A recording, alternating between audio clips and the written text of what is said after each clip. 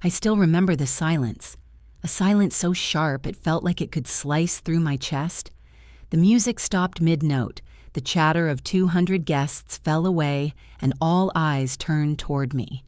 My daughter, my only child, stood in her shimmering white gown at the altar, her hand clutching the microphone. "Security," Olivia said coldly, her voice echoing across the hall. "Please escort my mother out. She doesn't belong here." A ripple moved through the crowd. Gasps, whispers, someone stifling a laugh. I felt a hand brush against my shoulder as the guard stepped forward. In that frozen instant, I wasn't a mother anymore. I was a stranger, ashamed to be hidden. Before I go on, let me ask you this.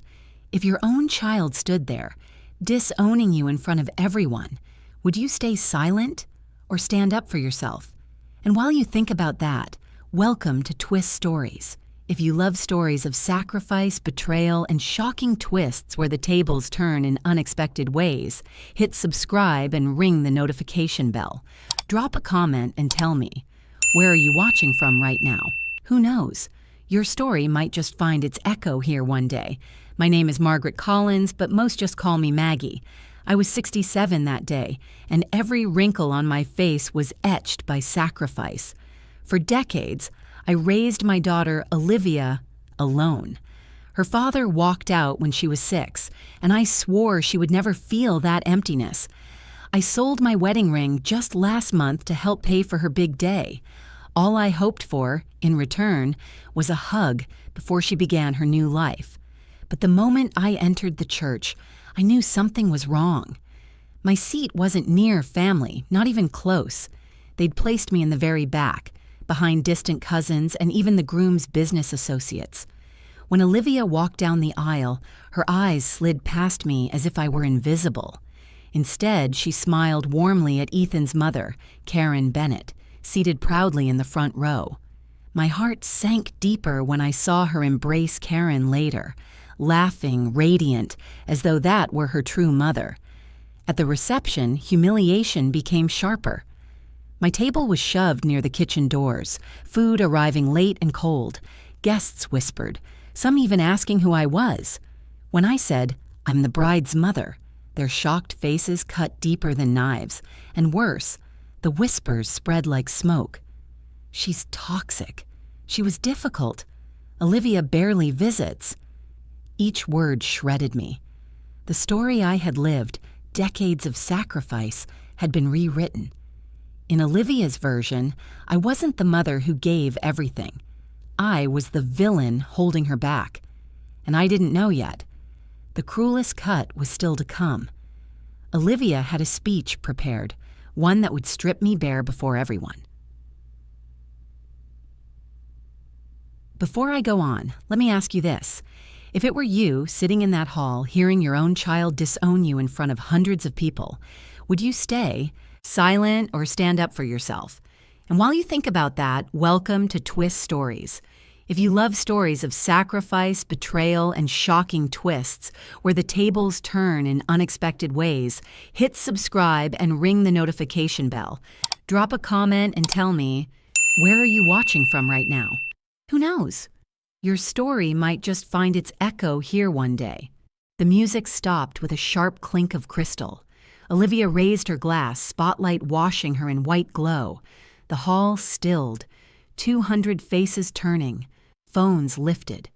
My breath caught. I already knew this wouldn't be a blessing. "Family," she said, lips curling, "isn't always blood. It's the people who lift you up instead of dragging you down." Applause rippled like obedient waves. Her eyes slid over me as if I didn't exist, before locking onto Karen. "To the woman who truly showed me what a mother's love looks like. Karen Bennett." Gasps, then thunderous applause.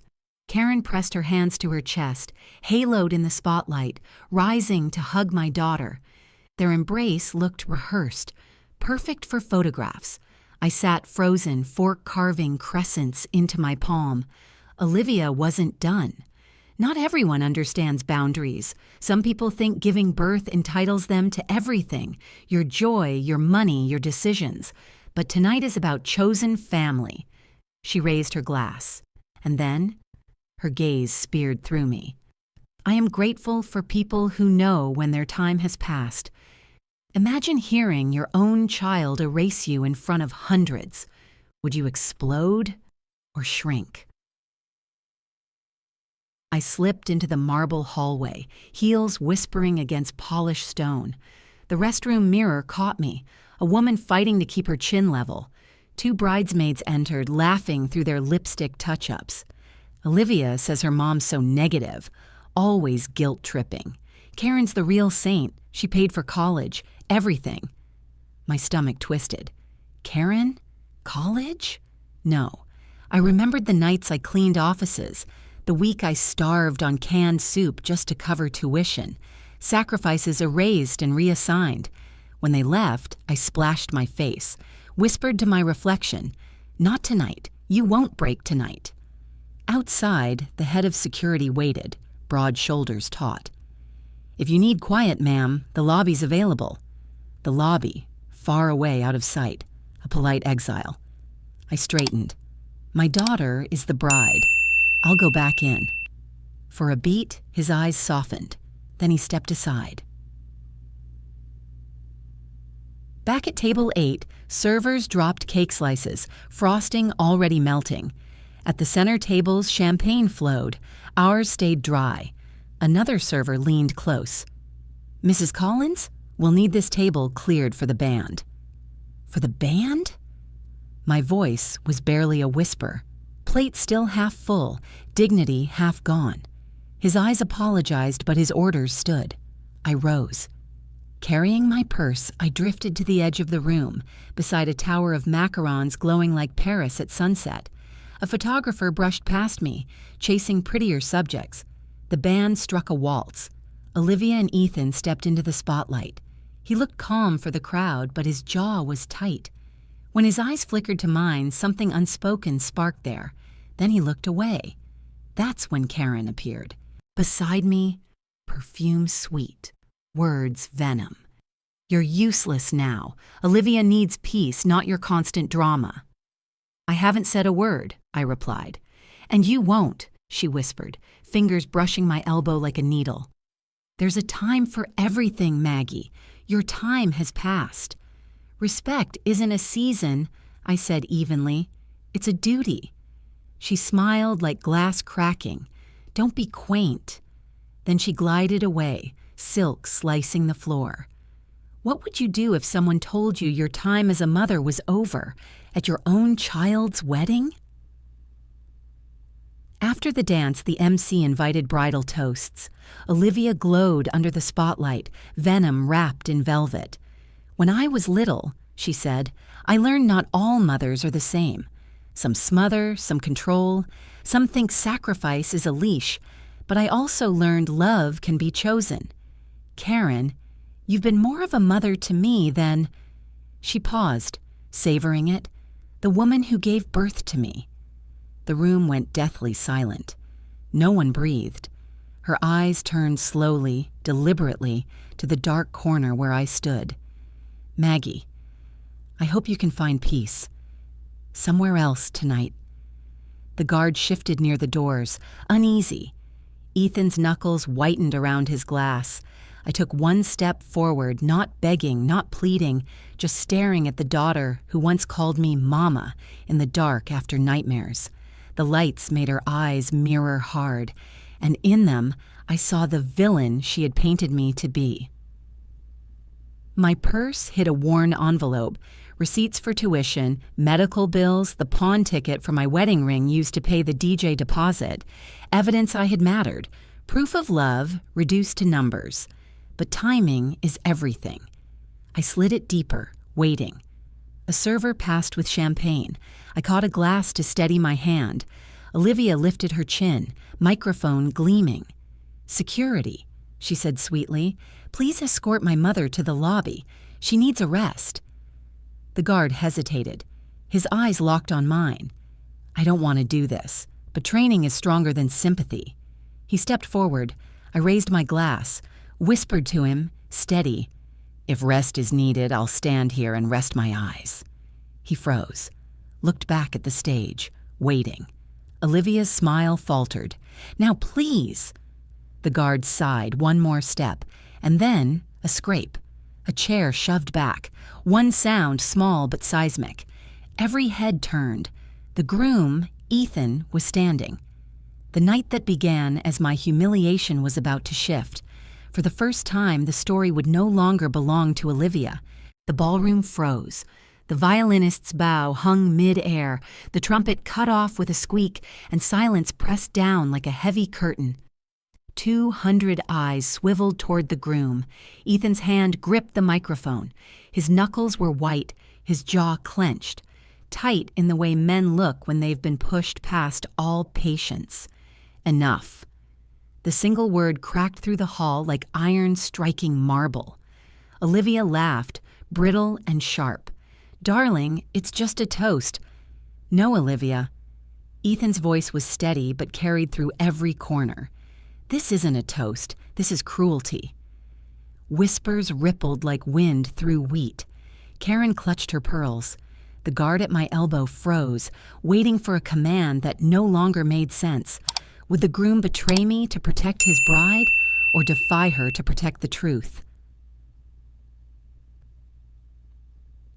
Ethan turned, eyes finally meeting mine. "Mrs. Collins," he said firmly, "I don't know every detail of your history with Olivia, but I do know this." He reached into his jacket pocket and pulled out a folded sheet of paper, edges yellowed from years of creases. "I found this while helping Olivia with wedding plans. A receipt, dated 12 years ago, tuition paid in full in your name." The crowd shifted, necks craning. Olivia's face drained of color. "Why are you—" Ethan cut her off, his tone sharper. "And then I found more. Hospital bills, rent notices, even tonight's music deposit. Not from Olivia, not from Karen. From you." My hands clenched around the strap of my purse. He had seen the proof I'd hidden for years. The sacrifices I thought only I remembered. "That's not true." Olivia's voice sliced through the polite quiet. "She only did those things to make me feel guilty. She's always wanted control." "Control?" Ethan's gaze hardened. "Or care? Because from where I stand, Maggie Collins sacrificed everything so you could stand here today in that gown." Gasps burst from the crowd. Someone whispered, "She sold her ring." Words flew like sparks catching tinder. Karen rose, trembling but still composed.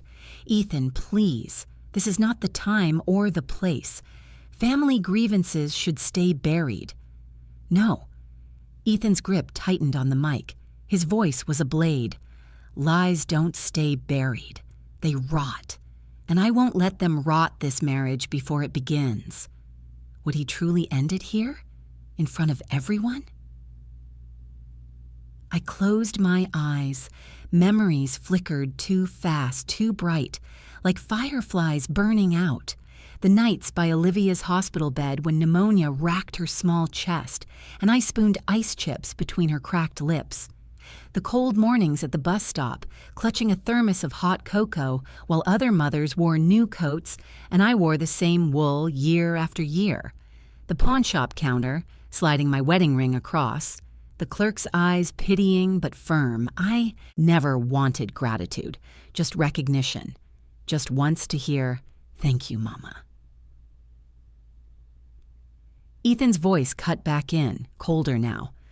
"Olivia Collins, I cannot marry someone who humiliates her own mother, not for appearances, not for convenience, not for anything." Gasps exploded. He slipped the ring from his finger. For a breath, the world held still.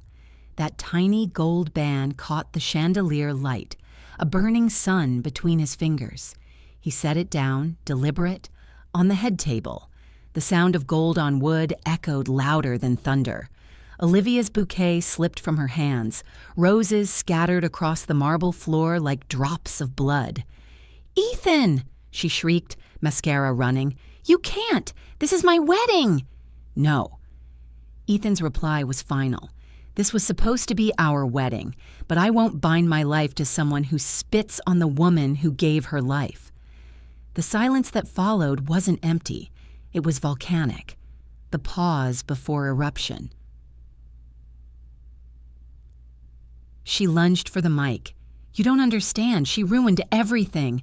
She hovered, guilted me, smothered me. She's pathetic. Look at her." Her finger stabbed toward me. I didn't move. Not this time. "She's nothing!" Olivia's voice fractured into hysteria. Mascara streaked her face like war paint gone wrong. "Without me, she's just the woman who raised you," Ethan said, voice calm, lethal. "And right now, she's more honorable than you will ever be." The bride had fallen, but would the crowd follow her or stand with me? The room shifted. Whispers rearranged themselves like furniture.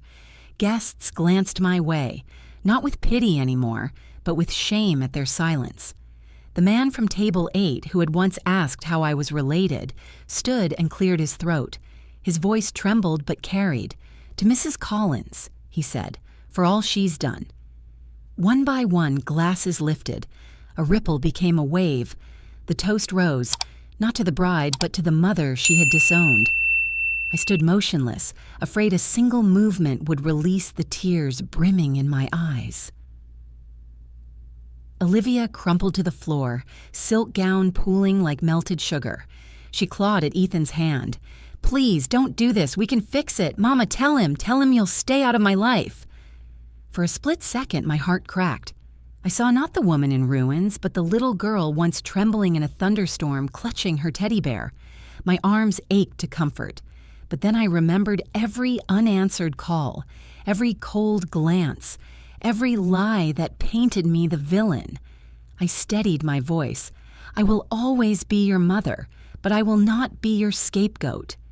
Her sobs echoed off the gilded walls. Ethan gently removed her grip. He looked at me, not with pity, but with respect. "Mrs. Collins, you deserve honor tonight, not exile." He extended his arm, not to Olivia, to me. For the first time that night, I stepped forward. The crowd parted, whispers hissing like steam. I took his arm, not as a pawn, not as a prop, but as a woman finally seen. Together, we walked past the ruined bouquet, past the glittering tables, past Karen's frozen smile, past the gold band still gleaming on the head table like a verdict. Outside, the night air was cold, sharp, cleansing.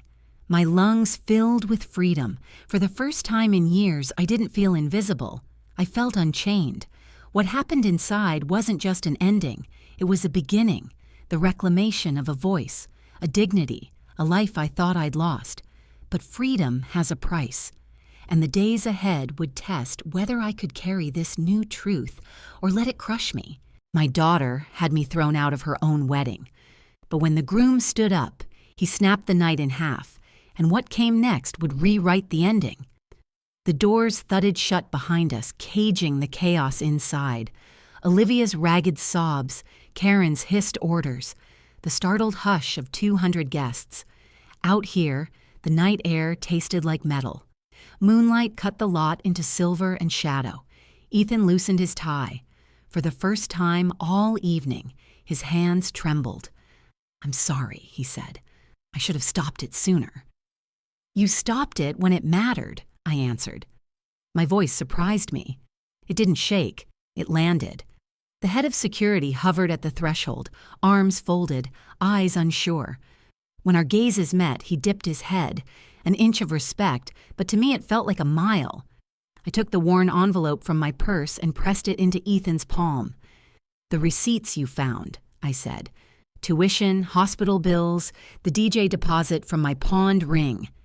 I held his eyes. "Keep them. Truth cuts through pretty lies. Walk away with dignity or walk back in and finish this."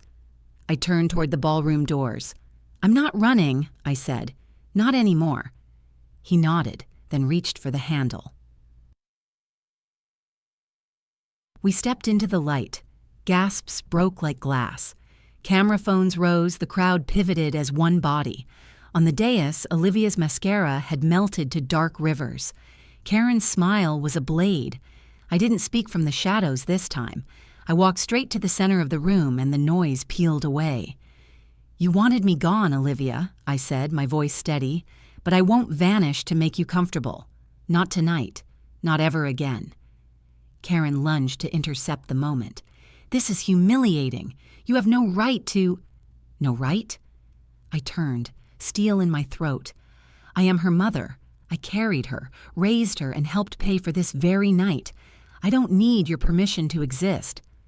The MC, stranded in the wreck of the program, offered me the microphone with both hands, as if passing a torch he never meant to hold. I took it.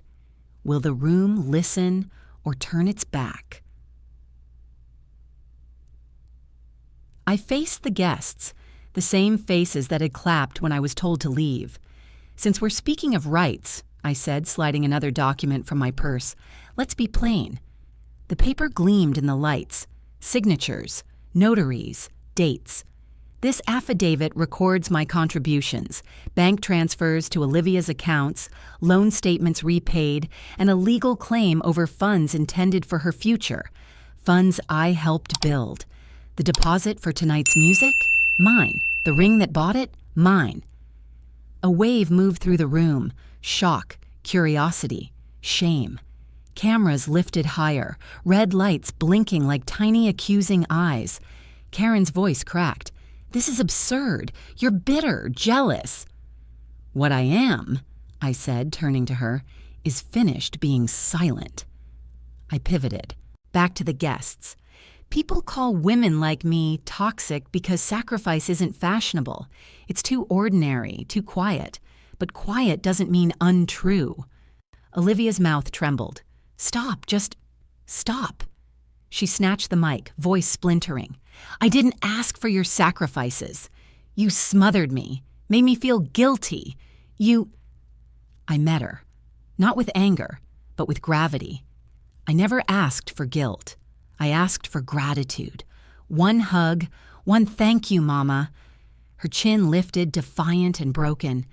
"I can't give you what you want. I'm not that person." The truth clicked into place, painful and clean. "Then hear me," I said, reclaiming the mic. "I release you from every debt of gratitude. You don't owe me love you cannot give, but you also cannot erase me. Not tonight, not ever. Mercy given. What about justice?" I crossed to the head table. Ethan's wedding band still lay there, a sun trapped in gold. Beside it, I placed the affidavit. 2 symbols. Sacrifice documented, promise withdrawn. "This venue," I said evenly, letting my words carry. "This gown, this spectacle. My blood helped pay for it. And you," I looked from Olivia to Karen, "have been trespassing on love you never earned." A murmur rose, then a crack of applause. One pair of hands, then another, and another still. Not unanimous, but unmistakable. Karen steadied herself on a chair back, lips whitening. "You think a stack of papers makes you a mother?" "No," I said. "Time does. Work does. Love does." Olivia's eyes flashed. "She wants control." "Control?" I tilted my head. "No, I want truth." Ethan stepped forward, the room moving in slow orbit around him. He didn't need to raise his voice, every ear bent to hear. "I can't marry someone who despises her own mother," he said. "This wedding is over." The DJ's hand hovered, then obeyed the moment. Music died mid-beat. Chandeliers hummed in the sudden quiet, crystal trembling like a chorus holding its breath. Olivia folded, bouquet crushing beneath her, petals smeared red on white tile like a confession. With the wedding ended, what does victory even look like? I didn't gloat. Triumph is cheap when steeped in venom. Truth was enough. I lifted the microphone one last time. "To those who clapped when I was told to leave," I said gently, "I understand. It's easy to believe the neat story, harder to look behind it, but mothers like me, women like me, exist in every pew, at every bad table near the kitchen doors. We don't need a spotlight to be real." I set the microphone down. For a breath, no one moved. Then the head of security, who had nearly escorted me out, stepped forward first. He didn't speak. He simply bowed his head, a quiet apology. Others followed. A nod from a bridesmaid, a hand on my forearm from an aunt who had looked away earlier, a murmur of, "I'm sorry," from the stranger at table 8. Not absolution, but recognition. Karen made one last play. If you loved her, you'd leave. Let her start fresh. "I am leaving," I said, but not in shame. Ethan offered his arm, not as savior, but as witness. I took it. We walked past the band that had no more songs, past the cake that would never be cut, past the gold ring shining beside my affidavit. The room parted again. No pity this time. Respect. Outside, the cold kissed my face awake. The sky above was a black silk ribbon, the moon a cut pearl. For the first time in years, my spine felt unbent. The mask I'd worn, quiet, invisible, guilty for existing, slipped off and shattered on the steps behind me. "Will you be all right?" Ethan asked. "I already am," I said. "Now I'll learn how to live it." We stood in silence. Somewhere inside, the MC was calling for taxis. Staff were gathering candles. Guests were telling themselves stories they could live with. Let them. I finally had mine. I looked at the man who had changed his future to save the truth. "Thank you for seeing me." He shook his head. "Thank you for letting me." The wedding ended in ruins, but what I built next would outshine the chandeliers. I turned my face to the cold and let the night wash through me. Respect isn't given by bloodlines. It's earned by love and by kindness. And I still had both to give. The wedding was over. My life wasn't. And in the months ahead, I would raise something sturdier than a toast, something with foundations, a place where women like me could walk in the front door and sit at the first table. No questions asked. The morning sun broke through my curtains as if the world had decided to start fresh, whether I was ready or not. For the first time in years, I woke without the weight of waiting, waiting for a call that never came, waiting for gratitude that never bloomed, waiting for love that wasn't mine to demand anymore. The phone buzzed endlessly that day. Journalists, guests, even distant relatives who hadn't spoken to me in decades. I ignored most of them. But I couldn't ignore the ache in my chest, that complicated mix of loss and freedom. I had lost my daughter to pride and illusions, but I had found something else in that ballroom, my own voice. Days passed. The story of the wedding that froze made its way into local papers, gossip blogs, even radio talk shows. People speculated about money, betrayal, and Ethan's choice. Some sympathized with Olivia. Many more condemned her. I didn't care for the noise. I only cared for the silence I now filled with purpose. I began writing down everything, my sacrifices, my struggles, my story, not for Olivia, not for the world, but for myself. A record that I existed, that I mattered, that my love had weight. One evening, Ethan visited. He looked older, more tired, but resolute. "I'm sorry it ended this way," he said quietly. "You did the right thing," I told him. He nodded. "If you'll let me, I'd like to help you rebuild." It startled me. "Why?" "Because," he said, eyes steady, "you deserve to be seen, and I have resources. I'd rather invest in something true than pretend in something false." That was the beginning of a partnership I never expected. With Ethan's support, not as a savior but as an ally, I opened a small community center. It wasn't grand at first, just a converted storefront with peeling paint and secondhand chairs, but it had warmth. It had purpose. We offered workshops for single mothers, financial literacy classes, a pantry stocked by local donations. Slowly, women began to gather.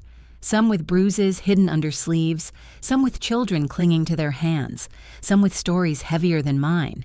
I listened. I shared my own story when they asked, and in their eyes I saw reflection of sacrifice, of pain, of the quiet yearning to be valued. The center grew. Volunteers came. Local businesses donated. Within months, we had helped dozens of women find jobs, housing, and, most importantly, the courage to reclaim their dignity. It was late autumn when Olivia came. I was in the center's office sorting receipts for groceries when I heard the door creak open. I looked up, and there she was, my daughter, her once bright eyes dulled by something heavier than pride. "Mom," she whispered, voice breaking. The word struck me like a bell, one I hadn't heard in years. "I lost everything," she confessed. "Ethan, the house, the respect. People avoid me. They look at me like I'm poisoned." I set my pen down. "Olivia, you're not poisoned. You're wounded. But wounds heal only if you stop tearing them open." Tears slid down her cheeks. "I don't know how to fix it. I don't know how to fix us." I walked around the desk, stood before her. For a moment, I saw the little girl clutching her teddy bear, scared of thunderstorms. My arms ached to hold her. But I also saw the woman who had humiliated me before hundreds, who had believed lies about me because they were easier than truth. "Olivia," I said gently, "I forgive you. But forgiveness is not erasure. We cannot go back. We can only go forward step by step if you choose honesty this time." She sobbed, covering her face. "I'll try. Please believe me." I placed a hand on her shoulder. "Then start by believing yourself. Start by respecting yourself. Because until you do, you cannot respect anyone else." Our relationship didn't mend overnight. Some wounds leave scars, and scars don't vanish. But they remind you where you've been and how far you've come. I didn't invite Olivia into my home the next day. I didn't pretend everything was fine. But I left the door open metaphorically and literally. She came to the center sometimes, sitting quietly in the back, listening to women share their stories. She didn't speak much, but she listened. That was a beginning. Months later, at the official opening of our expanded center, I stood at the podium, looking out at a crowd of women, children, volunteers, and supporters. Cameras flashed, reporters scribbled. I cleared my throat, my voice carrying through the hall. Respect isn't given by blood. It isn't bought with money or appearances. Respect is earned through love, through kindness, through truth.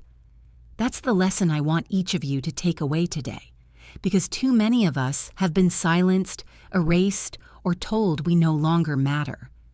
I paused, meeting the eyes of the women before me. But we matter. Our sacrifices matter. Our love matters. And no one, not even our own flesh and blood, can take that away. The applause that followed was not just noise. It was recognition. Looking back now, I don't think of that wedding as the night I lost my daughter.